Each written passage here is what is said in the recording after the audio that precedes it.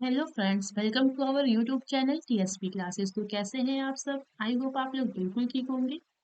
तो चलिए आज की वीडियो में हम डिस्कस करेंगे यूपी डीएलएड थर्ड सेमेस्टर का जो आपका पेपर 2 है, यानी समावेशी शिक्षा, उसकी क्लास के बारे में। तो आप सभी को पता है कि चैप्टर 2 चल रहा है और चैप्टर 2 जो है वो थोड़ा लेंदी है, इसलिए हम छोटा छोटा टॉपिक लेके one by one topic discuss कर रहे हैं। तो आज आपकी चैप्टर 2 की अंतिम क्लास होने वाली है। तो अब तक हमने ये पढ़ा था कि विशिष्ट बच्चे होते क्या हैं, विशिष्ट बच्चे के प्रकार कौन कौन से हैं और उन्हीं प्रकार को हम वन बाय वन डिस्कस कर रहे हैं। तो आज हम डिस्कस करने वाले हैं आपके पिछड़े बच्चे के बारे में। कैसे बच्चों के बारे में? पिछड़े बच्चे के बारे में। तो चलिए स्टार्ट करते हैं, देखते हैं सबसे पहले कि पिछड़े का अर्थ क्या होता है। देखिएगा, पिछड़े का अर्थ क्या होता है इसको देखेंगे। अपने कार्य में अपने सामान्य साथियों से पीछे रह जाना, यानी पिछड़े का अर्थ ये होता है कि कोई भी कार्य अगर आप कर रहे हैं और उसमें अपने जो आपके क्लास के साथी हैं उनसे अगर आप पीछे रह जाते हैं तो यही आपका पिछड़ा कहलाता है। ठीक है, तो देखते हैं अब पिछड़े बच्चे को समझेंगे। तो वे बच्चे जो निश्चित समय में निश्चित ज्ञान की प्राप्ति करने में असफल रहते हैं और सामान्य बच्चों से पीछे रहते हैं, उन्हें पिछड़े बच्चे कहते हैं। यानी ऐसे बच्चे जो निश्चित समय में निश्चित ज्ञान की प्राप्ति करने में असफल रहते हैं और सामान्य बच्चों से पीछे रहते हैं, उन्हें ही पिछड़े बच्चे कहते हैं। कहने का मतलब ये है कि ऐसे बच्चे जो सामान्य बच्चे से क्या होते हैं, पीछे रह जाते हैं। यानी कोई अगर उनको काम दिया गया, वही समय में वो सामान्य बच्चा काम करके आपको कंप्लीट दे देगा, लेकिन वहीं पे जो बच्चा निश्चित समय में काम नहीं कर पा रहा है, यानी उसको बहुत ज्यादा समय लग रहा है, तो वो आपका क्या कहलाएगा? पिछड़ा बच्चा कहलाएगा। आई बात समझ में? चलिए आगे देखते हैं। गिलफर्ट जी हैं मनोवैज्ञानिक, इनकी एक बुक भी है, बैकवर्ड चाइल्ड। बैकवर्ड चाइल्ड ये बुक का नाम है और ये किनकी बुक है? खिलबर्ट की ये पुस्तक है, यानी ये बुक है। ठीक, चलिए आगे देखते हैं। पिछड़ेपन का संबंध बच्चों की शैक्षिक उपलब्धियों से है, यानी जो पिछड़ेपन का ये वर्ड है इसका संबंध किन चीजों से है? यानी बच्चों की शैक्षिक उपलब्धियों से है, यानी बच्चे की जो शिक्षा की उपलब्धियां हैं इनसे है। ठीक, और बाकी पिछड़ेपन, पिछड़े का मतलब और कुछ नहीं है। यहाँ पे पिछड़ेपन का संबंध बच्चों की जो शिक्षा में उपलब्धियां हैं या शिक्षा है, इनसे संबंधित है। ठीक, इसके अलावा यह भी संभव है कि किसी कक्षा में अधिकतर बच्चे पिछड़े हुए हों, अर्थात वह कक्षा ही पिछड़ी हुई हो। कहने का मतलब यह है कि कभी कभी यह भी संभव हो जाता है कि किसी कक्षा में क्या होता है, ज्यादातर बच्चे क्या होते हैं? पिछड़े होते हैं। ठीक, या तो फिर यह कह सकते हैं कि अगर उस क्लास में ज्यादा बच्चे पिछड़े हैं तो वो पूरी की पूरी कक्षा ही पिछड़ी हुई हो। ठीक, ये भी कह सकते हैं। ठीक है, आगे देखते हैं। इसमें ये दिया है, थोड़ा तर्क वितर्क है, लिखा गया है कि सोचना यह है कि, ठीक, यानी ये थोड़ा तर्क है, देखते हैं समझते हैं। पहला है आपका, प्रखर बुद्धि का बच्चा कैसे पिछड़ा हुआ हो सकता है। यानी पूछा जा रहा है कि अगर कोई प्रखर बुद्धि का बच्चा है तो वो कैसे पिछड़ा हो सकता है। कहने का मतलब ये है कि जो बुद्धि, जिनकी बुद्धि बहुत तीव्र है या प्रखर है, वो बच्चे कैसे पिछड़े हुए हो सकते हैं। ठीक, या तो फिर किसी कक्षा में सभी या अधिकतर बच्चे पिछड़े हों, ये कैसे संभव है। तो ये जो दोनों का आपका दिया हुआ है ना सेंटेंस, इसकी पुष्टि ये सब आपके करेंगे। देखिएगा, पहला था कि प्रखर बुद्धि का बच्चा कैसे पिछड़ा हो सकता है, तो उसमें ये लिखा गया है क्योंकि प्रखर बुद्धि का बच्चा पढ़ेगा नहीं तो निश्चित रूप से पढ़ाई में पिछड़ जाएगा।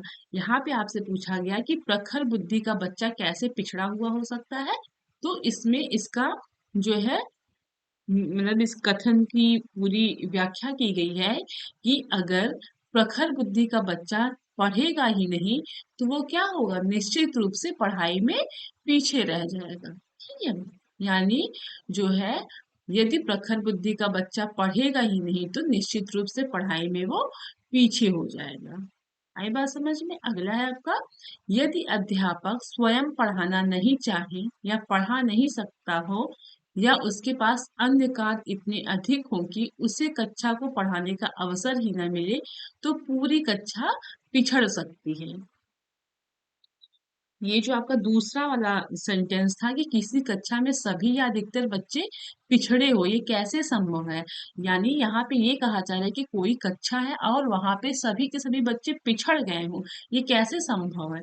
तो ये संभव कब हो जाता है, जब कोई अध्यापक, ठीक, टीचर जो है क्लास का, वो अगर पढ़ाना न चाहे, ठीक, यानी वो पढ़ाना नहीं चाहता है, ठीक, वो या वो पढ़ा नहीं सकता है, या उसके पास इतने सारे कार्य हैं कि वो अपने क्लास पे ध्यान नहीं दे पा रहा है, ठीक, या उसके पास पढ़ाने का टाइम ही ना हो, उसको पढ़ाने का अवसर ही ना मिले, तो इन कंडीशन में क्या होता है कि क्लास के सारे बच्चे पिछड़ सकते हैं। आई बात समझ में? प्रखर बुद्धि का बच्चा कैसे पिछड़ेगा? अगर वो निश्चित रूप से पढ़ाई नहीं करेगा, ठीक, अगर वो पढ़ेगा ही नहीं तो वो तो पीछे हो ही जाएगा। और पूरी कक्षा में जो है सभी बच्चे कैसे पिछड़ सकते हैं, ये कैसे संभव है? ये संभव कब है, जब अगर अध्यापक स्वयं पढ़ाना नहीं चाहेगा या पढ़ा नहीं सकेगा, या उसके पास बहुत सारे कार्य होंगे, या कुल मिला के वो किन्हीं कारणों से क्लास में बच्चों को नहीं पढ़ा रहा है, तो जाहिर सी बात है कि वो सारी की सारी कक्षा क्या हो जाएगी, पिछड़ जाएगी, ठीक, यानी पीछे रह जाएगी। आई बात समझ में? चलिए अब आगे देखते हैं, पिछड़ेपन के प्रकार, ठीक।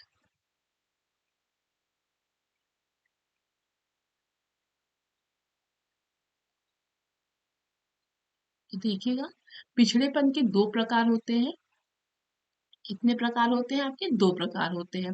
पहला तो आपका व्यक्तित्व यानी इंडिविजुअल इंडिविजुअल, और दूसरा है आपका सामूहिक यानी एक ग्रुप में, ठीक। तो सबसे पहले हम पहला देखते हैं, इंडु इंडिविजुअल व्यक्तित्व। आपका पिछड़ापन क्या होता है तो समझिएगा, जहाँ किसी कक्षा में कुछ बच्चे पिछड़े हुए हों और उनके पिछड़ेपन का कारण भी अलग अलग हो, वह पिछड़ापन व्यक्तित्व होता है यानी इंडिविजुअल होता है। तो इंडिविजुअल पिछड़ापन क्या होता है कि जब किसी कक्षा में सारे बच्चे नहीं, कुछ बच्चे पिछड़े हों, ठीक, और उनके पिछड़े होने के जो कारण है वो भी अलग अलग हो, ठीक। ऐसा नहीं कि क्लास में अगर कुछ बच्चे पिछड़े हैं तो उनका कारण वही है कि टीचर उनको पढ़ा नहीं रहा है, ऐसा नहीं है। ऐसे बच्चे जो क्या है कि किसी कक्षा में जो बच्चे पिछड़े हैं यानी कुछ बच्चे पिछड़े हुए हो, और जो उनके पिछड़ेपन का कारण है, ठीक, वो भी क्या हो, आपका अलग अलग हो, तो वह पिछड़ापन क्या कहलाता है आपका? व्यक्तित्व कहलाता है, यानी इंडिविजुअल पिछड़ापन कहलाता है। आई बात समझ में? यहाँ ये जो है, यहाँ पे ये भी लिख लीजिएगा पिछड़ापन ना, नहीं तो फिर आप लोग को कंफ्यूजन होगा। है बात समझ में? चलिए आगे देखते हैं, सामूहिक पिछड़ापन क्या होता है। जहाँ कक्षा में अधिकतर बच्चे पिछड़े हुए हो और उनके पिछड़ेपन के कारण भी समान ही हो, तो वहाँ सामूहिक पिछड़ापन कहलाएगा। कहने का मतलब ये है कि जिस कक्षा में ज्यादातर बच्चे पिछड़े हुए हो और उनके पिछड़ेपन का कारण भी समान ही हो, यानी जो कक्षा के बच्चे पिछड़े हुए हैं उनके पिछड़ेपन होने का कारण भी क्या हो, समान हो, तो वो आपका सामूहिक पिछड़ापन कहलाएगा। जैसे टीचर वहां पे कारण था ना कि टीचर अगर नहीं पढ़ाएगा तो क्लास क्या हो जाएगी, पिछड़ापन पीछे हो जाएगी, तो ये आपका सामूहिक पिछड़ापन कहलाएगा। आगे बात समझ में? इंडिविजुअल में क्या होगा, जहाँ पे पिछड़े सभी बच्चों की पिछड़ेपन का कारण क्या होगा, अलग अलग होगा। और सामूहिक पिछड़ापन में क्या होगा कि यहाँ पे सभी बच्चों की पिछड़ेपन का कारण क्या होगा, समान होगा, सब जो है क्या होगा, बिल्कुल कारण सबका सेम होगा, ये सामूहिक में होगा। आई बात समझ में? अब हम देखेंगे पिछड़ेपन की पहचान। आप पिछड़ेपन की पहचान कैसे करेंगे? तो पहला क्या है आपका, निरीक्षण के द्वारा, और दूसरा है आपका परीक्षण के द्वारा, ठीक। तो वन बाय वन समझेंगे। अच्छा, ये निरीक्षण के द्वारा और परीक्षण के द्वारा, ये पेज फिर से रिपीट हो गया है तो इसको हम स्किप कर देते हैं। चलिए, सबसे पहले देखते हैं पिछड़ेपन की पहचान हम कैसे करेंगे, निरीक्षण के द्वारा और परीक्षण के द्वारा। पहला तो कैसे, आप उनको कोई कार्य दे देंगे या कोई एक्टिविटी दे देंगे, फिर वो जब कार्य करेंगे तो उन बच्चों को क्या करेंगे, आपको ऑब्जर्व करेंगे कि कौन सा बच्चा कैसे कर रहा है, कितना सही कर रहा है, यानी किस स्पीड से कर रहा है, कौन समय से कंप्लीट किया। तो आप निरीक्षण के द्वारा भी बच्चों की पहचान कर सकते हैं। दूसरा है आपका परीक्षण के द्वारा। आप कोई टॉपिक दे देंगे, इस पे आप कोई टेस्ट ले लेंगे, आप एग्जाम ले लेंगे, है ना? तो ये परीक्षण के द्वारा, निरीक्षण के द्वारा और परीक्षण के द्वारा आप पिछड़ेपन की पहचान कर सकते हैं। आए बात समझ में? चलिए आगे देखते हैं पिछड़े बच्चों की विशेषताएं। ठीक है, एक मिनट रुकिएगा।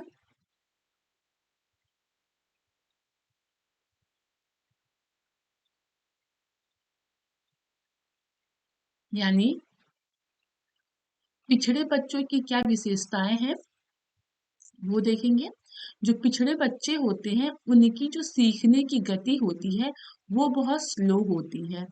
तो हम लोग तो पता ही है कि पिछड़ापन हम पढ़ रहे हैं, तो जो बच्चा धीमी गति से सीखता है वही आपका पिछड़ापन बच्चा कहलाता है। तो पिछड़े बच्चों की पहली विशेषता ये है कि सीखने की धीमी गति, यानी ये सीखते हैं, अगर उनको कोई भी चीज सिखाया जाए तो वो बहुत धीमी गति से सीखते हैं। ठीक, अगला है आपका जीवन में निराशा का अनुभव। इनकी लाइफ में क्या होता है, ये बहुत निराश होते हैं। ठीक, क्योंकि ये अदर बच्चों को देखते हैं तो उनको लगता है कि हम बहुत स्लो कर रहे हैं, वो बहुत फास्ट कर रहे हैं, वो चीजें बहुत जल्दी कंप्लीट कर देते हैं। तो वही कहा जा रहा है कि इनके जीवन में जो है बहुत निराशा होती है। ठीक है, अगला है आपका समाज विरोधी कार्यों की प्रवृत्ति, यानी इनके अंदर समाज के विरोध कार्य करने की प्रवृत्ति होती है। ठीक, अगला है आपका व्यवहार संबंधी समस्याओं की अभिव्यक्ति, यानी इनके अंदर जो है व्यवहार संबंधी भी समस्याएं होती हैं। ठीक, अगला है आपका जन्मजात योग्यताओं की तुलना में कम शैक्षिक उपलब्धि, यानी इनके अंदर जो जन्मजात योग्यताएं होती हैं उनकी तुलना में इनको जो शिक्षा की उपलब्धि होती है वो कम होती है। आए बात समझ में? ये आपके पिछड़े बच्चों की विशेषताएं थी। अब हम देखेंगे, अगला टॉपिक पढ़ेंगे, बाल अपराध क्या होता है। ठीक, क्या होता है आपका बाल अपराध क्या होता है?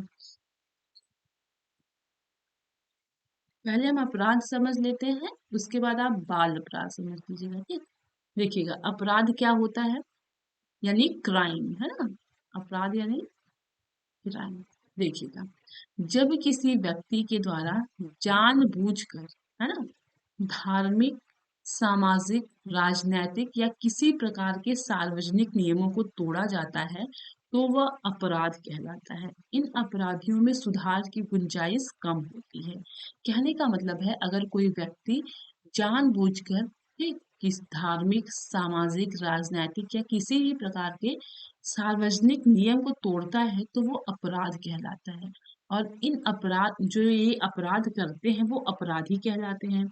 और इन अपराधियों में सुधार की गुंजाइश बिल्कुल नहीं होती है। जैसे मान लीजिए, सामाजिक अपराध के अंतर्गत आपका बलात्कार आएगा, चोरी आएगी, बेईमानी आएगी। राजनैतिक अपराध के में देशद्रोह, देश की सुरक्षा और षड्यंत्र आएगा।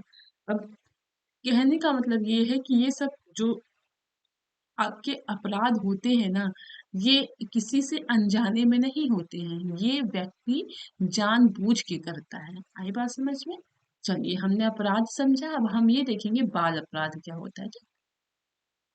अब समझेंगे, जब कोई बच्चा, यहाँ बाल अपराध है ना, यानी बच्चों के द्वारा किया गया अपराध, ठीक, बच्चा, जब कोई बच्चा धार्मिक, सामाजिक, राजनैतिक या किसी प्रकार के सार्वजनिक नियमों को तोड़ता है तो उसे बाल अपराध कहते हैं। बच्चों में इन गलतियों का सुधार किया जा सकता है।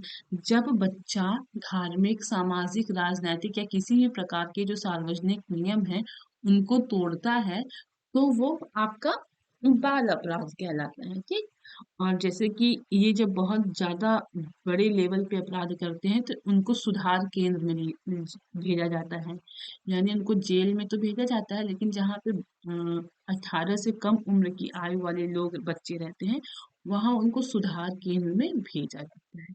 आई बात समझ में? और हमने अभी अपराध भी पढ़ लिया, अपराध मतलब कौन-कौन से होते हैं वो देखा। अब देखते हैं कि बाल्यावस्था में कौन-कौन से अपराध होते हैं। तो बाल्यावस्था में बच्चों के द्वारा किया गया अपराध सबसे पहला है आपका चोरी करना, ठीक? दूसरा है आपका धोखाधड़ी करना, ठीक? तीसरा है आपका नशीले पदार्थों का सेवन, अगला है आपका झगड़ा या मारपीट करना, ठीक? और अगला है आपका कामुकता। तो ये सारे जो आपके अपराध हैं, ये बाल्यावस्था में बच्चों के द्वारा ये अपराध प्रायः देखने को मिला है कि ये बच्चे ये इस तरह के अपराध करते हैं। आई बात समझ में? अब देखते हैं बाला अपराध के कारण यानी बाल अपराध के क्या-क्या कारण हैं, ठीक? पहला है आपका घरेलू परिस्थितियाँ, यानी घर की जब परिस्थितियाँ बिल्कुल अच्छी नहीं है या कह सकते हैं कि घर में जो स्थिति है वो सही नहीं है, पैसे की कमी है, खाने-पीने की कमी है, तो भी बच्चे क्या होते हैं कि चोरी करने पे मजबूर हो जाते हैं, ठीक? अगला है आपका गलत संगति, यानी अगर बच्चे की संगति बुरी है, खराब संगत में रह रहा है, तो वो जो है क्या करेगा कि आपका नशीले पदार्थों का सेवन करेगा या फिर चोरी करेगा। तो वही कहा जा रहा है कि बाल अपराध के कारण पहले तो घर की स्थिति हो गई, ठीक? दूसरा आपका गलत संगति हो गया, तीसरा आपका दूषित वातावरण यानी वह जिस इन्वायरमेंट में रह रहा है, वहाँ पे कैसे क्या लोग हैं उसका इफ़ेक्ट पड़ रहा है, ठीक? अगला है आपका स्कूल या घर का वातावरण सही ना होना, यानी आपके स्कूल का भी वातावरण सही नहीं है, वहाँ पे जो है कुछ बच्चे दूसरे बच्चों को बुली कर रहे हैं, उनको उल्टा-सीधा बोल रहे हैं। और घर का वातावरण कैसे सही नहीं है, मान लीजिए पिता है वो ड्रिंक करके अपनी माँ को पीट रहा है, तो इन सब चीज़ों से बच्चे के ऊपर माइंड पे बहुत बुरा असर पड़ता है, जिससे उसको अच्छा-खराब की चीज़ें जो है नहीं पता रहती हैं और वो अपराध करने लगता है, ठीक? अगला है आपका बच्चों की इच्छाओं का दमन, यानी बच्चे की जो इच्छा होती है ना, उसको अगर उसकी बच्चों की अगर इच्छा पूरी नहीं होती है, तो भी वो क्या करते हैं कि वो अपराध करने के लिए मजबूर हो जाते हैं। मान लीजिए किसी बच्चों की इच्छा है कि मुझे जो है जैसे कि आपके जो बैट बॉल का किट आता है, क्रिकेट का जो किट आता है वो मुझे चाहिए, लेकिन वो नहीं मिल पा रहा है उसको, तो क्या करेगा वो चोरी करने पे मजबूर हो जाएगा, है ना? तो कहा जाता है कि जब बच्चों की इच्छाओं को पूरा नहीं किया जाता है, तो भी बच्चे जो है अपराध करने के लिए मजबूर हो जाते हैं, ठीक? अगला है आपका बच्चों पर अनावश्यक दबाव। देखा गया है कि कुछ बच्चों पर इतना ज़्यादा प्रेशर रहता है फैमिली का, टीचर का, कि वो अनजाने में ही कोई न कोई अपराध कर देते हैं, ठीक है? तो आज हमने ये पढ़ा अभी हमने ये पढ़ा कि बाल अपराध के क्या-क्या कारण हैं। अब हम आगे पढ़ेंगे कि बाल अपराध को रोकने के उपाय क्या-क्या हैं? यानी बाल अपराध को कैसे हम रोक सकते हैं, ठीक? तो पहला है आपका अपराधियों की संगति से दूर रखना, यानी जो आपके पेरेंट्स हैं यानी टीचर्स भी हैं, उनको ध्यान देना चाहिए कि बच्चा किनकी संगत में रह रहा है।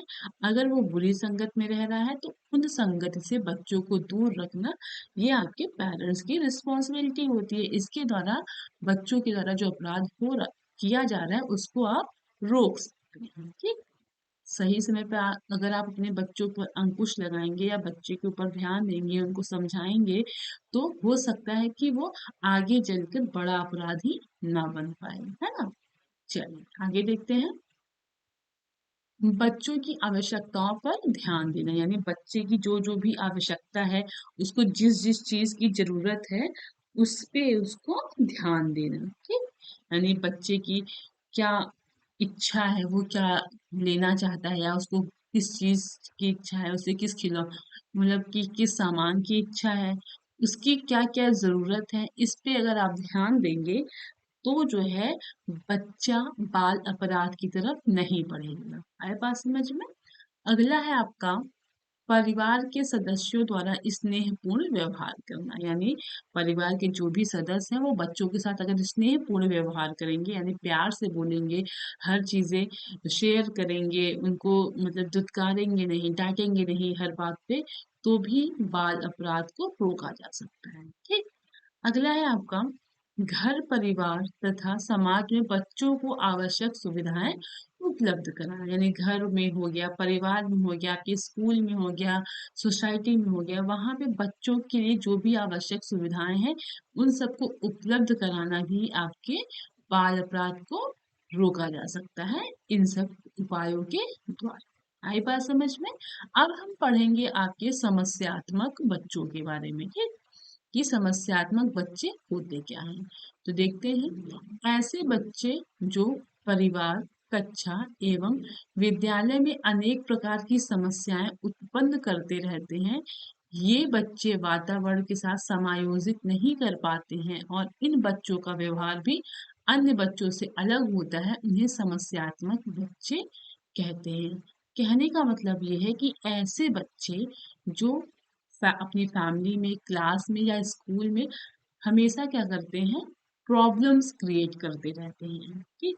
उन्हें क्या कहा जाता है, आपके समस्यात्मक बच्चे कहे जाते हैं। और ये जो है ना, आपके स्कूल में या समाज में जल्दी से ये एडजस्ट नहीं हो पाते हैं, ठीक? और इन बच्चों का जो बिहेवियर होता है वो दूसरों बच्चों से बिल्कुल डिफरेंट होता है और इन्हीं बच्चों को समस्यात्मक बच्चे कहते हैं। आप लोगों ने जैसे क्लास में होगा तो आपको याद होगा कि कुछ बच्चे ऐसे होते थे जो हर एक जो है, अगर मैम पढ़ा रही है तो पीछे से वो क्या करते थे कि उल्टा सीधा बोलते थे या तो फिर फालतू के क्वेश्चंस पुट करते थे, या फिर मैम अगर मना भी कर रही हैं तो भी वो बातें किए जा रहे हैं, तो इन सब चीजों से क्या करते थे वो, बेकार की बातों से समस्या उत्पन्न करते थे। तो वही कहा जा रहा है कि ऐसे बच्चे जो परिवार, कक्षा, विद्यालय में अनेक प्रकार की समस्या उत्पन्न करते हैं, उन्हीं बच्चों को समस्यात्मक बच्चे कहे जाते हैं। है बात समझ में? चलो आगे देखते हैं,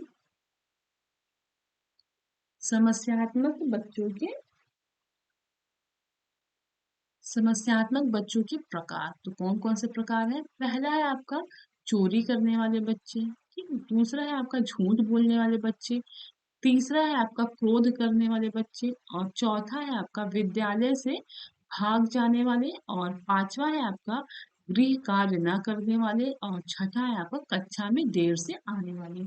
ये जो बच्चे हैं आपके, चोरी करने वाले बच्चे, झूठ बोलने वाले बच्चे, क्रोध करने वाले बच्चे, विद्यालय से भाग जाने वाले बच्चे, गृह कार्य न करने वाले बच्चे, और कक्षा में देर से आने वाले, ये सब बच्चे क्या है, समस्यात्मक बच्चों के प्रकार हैं। यानी इस टाइप के बच्चे जो हैं कक्षा में समस्या उत्पन्न करते रहते हैं।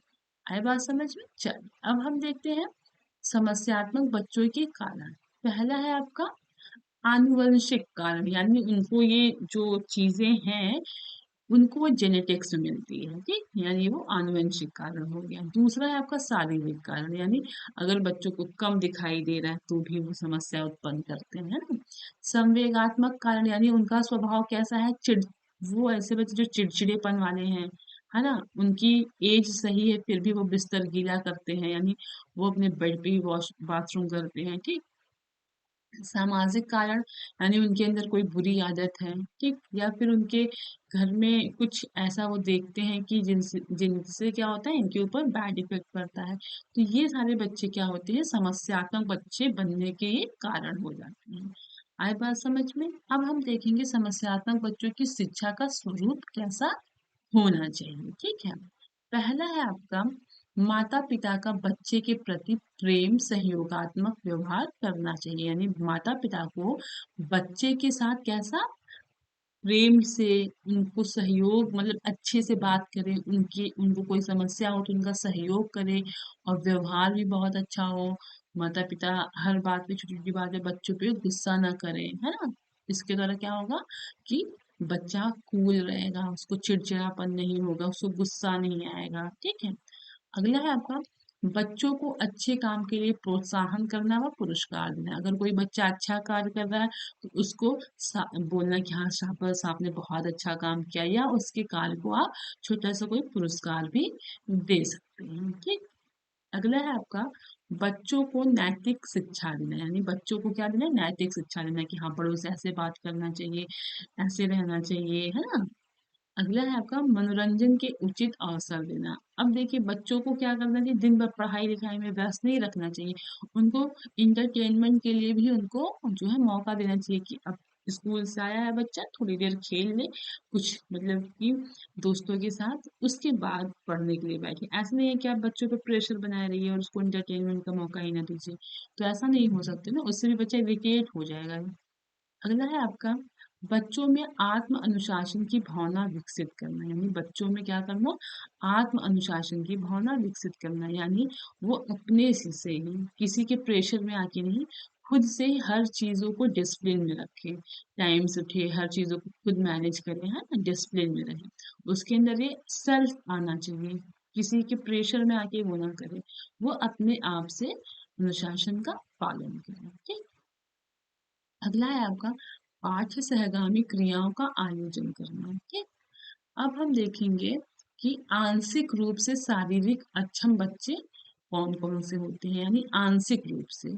तो आंशिक रूप से अक्षम बच्चों की श्रेणी में दृष्टि बाधित, श्रवण बाधित, वाक दोष एवं अस्थि बाधित बच्चे आते हैं।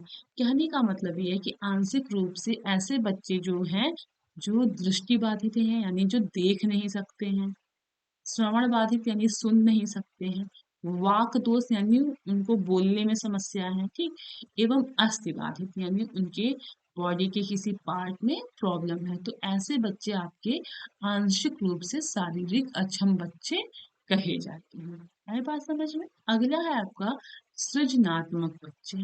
क्या है अगला आपका? सृजनात्मक बच्चे। देखते हैं ये क्या है। तो सृजनात्मक का अर्थ है आपका उत्पादकता, खोज, मौलिकता, नवीन खोज करने की शक्ति। ठीक। सृजनात्मकता का अर्थ क्या है आपका? उत्पादकता, खोज, मौलिकता, नवीन खोज करने की जो है शक्ति। सृजनात्मक को इंग्लिश में बोलते हैं क्रिएटिविटी की, क्रिएटिविटी। चलिए आगे देखते हैं। वे बच्चे जो किसी के पीछे पीछे ना चलकर अपनी एक नई राह बनाने की सोच को रखते हैं, उन्हें सृजनात्मक बच्चे कहते हैं। यानी ऐसे बच्चे जो क्या करते हैं, कुछ नया करते हैं, कुछ नया सोचते हैं। ये नहीं कि वो दूसरों को फॉलो करें, वो जो है क्या करते हैं, अपनी सोच में कुछ क्रिएटिविटी लाते हैं या चीजों को नया नई तरीके से करते हैं। तो ऐसे बच्चों को सृजनात्मक बच्चे कहते हैं। ठीक। देखते हैं आगे। ऐसे बच्चे जो अनुपयोगी वस्तुओं का उपयोग करके उपयोगी वस्तुओं को बनाते हैं तथा नवीन विचार उनके मस्तिष्क में आते रहते हैं, वे सृजनात्मक बच्चे कहलाते हैं। कहने का मतलब ये है कि ऐसे बच्चे जो वस्तुएं क्या हो गई हैं, बिल्कुल खराब हो गई हैं, यानी कबाड़ से भी वो जुगाड़ निकाल लेते हैं, ठीक, चीजों को रिसाइकिल करके वो बनाते हैं। तो वही कहा जा रहा है कि जिन वस्तुओं का उपयोग नहीं है, उन वस्तुओं को भी वो क्या करते हैं कि ऐसी वस्तुओं को बनाते हैं कि जिनका उपयोग किया जा सकता है। ठीक। इनके मस्तिष्क में नए नए विचार आते रहते हैं। तो ऐसे बच्चे आपके सृजनात्मक बच्चे कहलाते हैं। ठीक है। तो सृजनात्मक बच्चों के जो प्रमुख तत्व है वो कौन सा है? मौलिकता, प्रवाह क्षमता, लचीलापन, विस्तार की क्षमता, समस्या की अनुभूति। ठीक। अब देखते हैं कि सृजनात्मक बच्चों की क्या क्या विशेषताएं हैं। तो पहला है आपका, ये बच्चे नए नए अनुभव प्राप्त करने में अधिक रुचि लेते हैं। यानी ये जो बच्चे होते हैं ना, इनको जो है नया एक्सपीरियंस लेने में बहुत इंटरेस्ट होता है। ये चीजों, नई नई चीजों को सीखने के लिए एकदम तत्पर रहते हैं। ठीक। अगला है आपका, ये अपने कार्य का मूल्यांकन स्वयं करते हैं, दूसरों द्वारा किए गए मूल्यांकन पर ध्यान नहीं देते हैं। आपके जो क्रिएटिविटी यानी सृजनात्मक प्रकार के बच्चे हैं, ये अपना कार्य जो करते हैं ना, उनका मूल्यांकन ये खुद स्वयं कर लेते हैं, और दूसरों के द्वारा चाहे वो मूल्यांकन करे, कितना करे, कैसे करे, उन पे उनका ध्यान नहीं होता है। वो अपना काम करेंगे, फिर उसको खुद मूल्यांकन कर लेते हैं। अगला है आपका, ये बच्चे समाज द्वारा बनाए रीति रिवाज या विचारों में कम रुचि लेते हैं। ये जो बच्चे होते हैं ना, समाज के द्वारा जो नियम बनाए गए हैं या रीति रिवाज बनाए गए हैं, जो उनके विचार हैं, उन सब में ये कम इंटरेस्ट लेते हैं। ठीक। अगला है आपका, सृजनात्मक बच्चों को सामान्य व्यवसाय पसंद नहीं होते हैं। यानी आपके जो ये सृजनात्मक बच्चे हैं, इनको जो है बिल्कुल मतलब मामूली सा जो बिजनेस वगैरह होता है, उनको ये पसंद नहीं आता है। ठीक है। अगला है आपका, इन्हें ऐसे व्यवसाय पसंद होते हैं जो सामान्य ना हो, यानी ये जिसमें लेखक हो गए, नृत्य वाले हो गए, संगीत हो गए, पर्वतारोहण हो गए, ये आपके जो है सृजनात्मक बच्चे इस प्रकार के होते हैं। ठीक। इन बच्चों में जिज्ञासा बहुत होती है, इनके अंदर क्या होती है, जिज्ञासा बहुत होती है कि ये चीज कैसे हुआ। अगर कोई मतलब कि खिलौना है तो वो कहेंगे बना कैसे, उसको तोड़ फोड़ के पुर्जा पुर्जा अलग करके देखेंगे कि ये कैसे चल रहा है, ये कैसे बना है। तो इनके अंदर जो है क्या होती है, जिज्ञासा बहुत होती है। आई बात समझ में। अगला है आपका, ऐसे बच्चे संवेदनशील होते हैं और उनमें उच्च कल्पना शक्ति पाई जाती है, यानी ये बच्चे क्या होते हैं, बिल्कुल संवेदनशील होते हैं और इनके अंदर इमेजिन करने की जो पावर है, यानी जो कल्पना करने की शक्ति है, वो बहुत ज्यादा पाई जाती है। ठीक है। अब हम ये देखेंगे कि सामान्य बच्चों की मानसिक भिन्नता है, यानी जो आपके सामान्य बच्चे हैं उनकी मानसिक भिन्नता क्या क्या है। देखते हैं। पहला है आपका, सामान्य बच्चों का आईक्यू लेवल क्या है, 90 से 100 के बीच होता है। ठीक।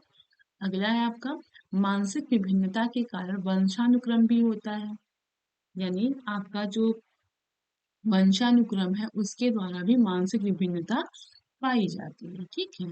वातावरण का प्रभाव भी पड़ता है। पोषण की मानसिक भिन्नता का आधार है, यानी अगर बच्चे को सही से पोषण नहीं मिल रहा है तो भी उसकी मानसिक भिन्नता जो है आपका होता है। तो वही कहा जा रहा है कि पोषण जो होता है वो भी मानसिक भिन्नता का एक आधार है। ठीक है। अगला है आपका, मानसिक विकास व्यक्तिगत विभिन्नता पर भी आधारित होती है, यानी जो मानसिक विकास यानी जो बुद्धि का विकास होता है वो हर व्यक्ति की जो अलग अलग विभिन्नता है उसके आधार पे भी होता है। ठीक। अब हम देखेंगे आपका, ये देखिए ये बच्चे हैं, ये आपके विशिष्ट प्रकार के बच्चे हैं। एक क्रिएटिविटी इनके अंदर होती है, सृजनात्मक है, कुछ ना कुछ ड्राइंग के द्वारा, चित्र के द्वारा ये कुछ ना कुछ क्या करते हैं, नया करते रहते हैं। ठीक।